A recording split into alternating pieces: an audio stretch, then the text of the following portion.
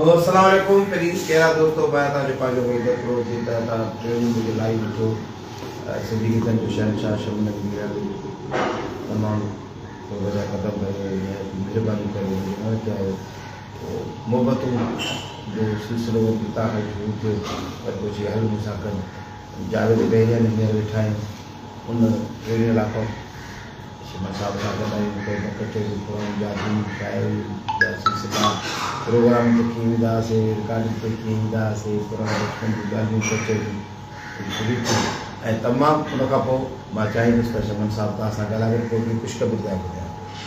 अस्सलाम वालेकुम दोस्तों, मां शमन अली मीरादी।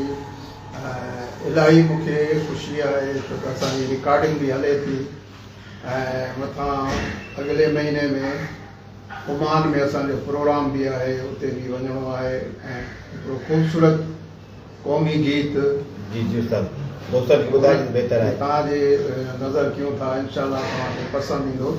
हो सिंध सिंधनि जा मेला लॻंदा ई रहंदा सदाई ओ सिंध सिंधनि जा मेला लॻंदा ई रहंदा सदाई का सिंध सिंधनि जा मेला लॻंदा ई रहंदा सदाई ओ टोपी अजरक वारा नचंदा ई रहंदा सदाई ओ हो जमाला गाना बजदा ई रहंदा सदाई ओ सिंध सिंधनि जा मेला लॻंदा ई रहंदा सदाई हा सिंध सिंधनि जा मेला लॻंदा ई रहंदा सदाई।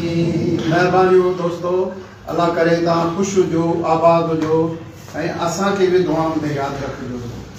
महिरबानी महिरबानी महिरबानी सर महिरबानी। नेट जो प्रॉब्लम हुयो, नेट कटिजी वई, ख़ुशख़बरी ॿुधाइणी, उहा ख़ुशख़बरी इहा हुई हिकिड़ो एल्बम त तयारु आहे शमन मीर अली साहिब जो ज़ुल्फ़कार ॿुड़ी साहिब जी सिलेक्शन में, उहो तव्हांजे साम्हूं तमामु जल्द ईंदो, पर मुख़्तलिफ़ प्रोग्रामनि जे बिज़ी हुजण जे करे असां हिकिड़ो ॿियो एल्बम तयारु करे वरितो आहे दुबई वञण खां पहिरियां, जंहिंजी सिलेक्शन में शमन साहब पोइ नाचीद खे रोकी आहे। महिरबानी न थोरा वरी हिकु दफ़ो नओं सिलसिलो शुरू कयो था।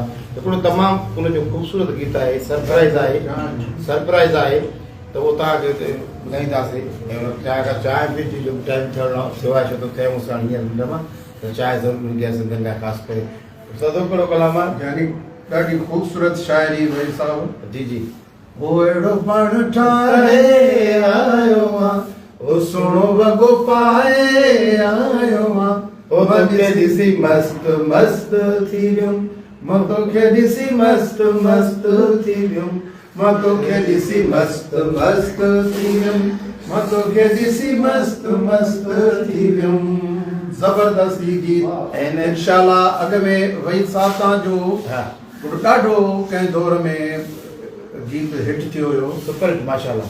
तूं मलंगनि जे अॻियां तूं असां मलंगनि जे अॻियां उहा ई शाइरी आहे, उन स्टाइल जी शाइरी आहे, मस्त जेके अंदाज़ आहिनि इहे मुंहिंजा हिट थींदा आहिनि। तव्हांजे हिसे में तुंहिंजे प्यार मस्त कयो आहे। हा ही दोस्त आहिनि जेके मुंहिंजा परस्तार आहिनि, पोइ उन्हनि खे इहो अल्फाज़ इलाही पसंदि ईंदो आहे। ओ तोखे ॾिसी मस्त मस्त थी वियुमि, ओ मां त मिठा मस्त मस्त थी वियुमि।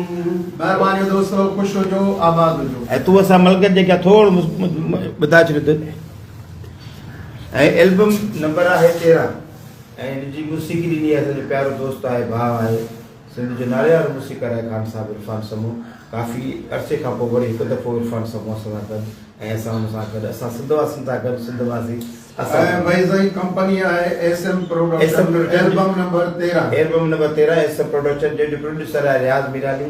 जंहिं बि दोस्त खे कलाम अगरि ॻाल्हाइणो आहे त रियाज़ मीराली साहिब सां राब्तो रखे तव्हांजो हर मसइलो थी इंशाल्लाह। दौड़ो हुजे, कलाम हुजे, जेको हुजे। ऐं ही जेकी असांजी कोशिश आहे, हिकिड़ो पुराणो संगम हुयो विच में कंहिं ॻाल्हि जे करे, ग़लतफ़हमियुनि जे करे, हा त हाणे इंशाल्लाह तव्हांखे मां जेके बि मुंहिंजा पुराणा शाइर उन्हनि खे वरी मां ॿीहर गॾु कयां थो ऐं उन्हनि खां 5 कलाम लिखाईंदुमि, पोइ उन मां सिलेक्शन करे हिकिड़ो कलाम ॻाईंदुमि। पुराणियूं ॻाल्हियूं सभु विसारे नई शुरूआत था कयूं, पुराणियूं ॻाल्हियूं सभु विसारे शुरूआत था कयूं, पंहिंजी पीढ़ी वरी त आगाज़ थी मुलाक़ात था कयूं वाह, वाह, वाह। पुरानी ॻाल्हियूं सभु विसारे शुरूआत था कयूं हो कॾहिं पुराणनि यारनि खे बि यादि कबो आहे मिठा यादि कबो आहे विसारे न छॾिबो आहे मिठा यादि कबो आहे विसारे न छॾिबो आहे कॾहिं पुराणनि यारनि खे बि यादि कबो आहे कॾहिं पुराणनि यारनि खे बि यादि कबो आहे ज़बरदस्त थैंक यू महिरबानी महिरबानी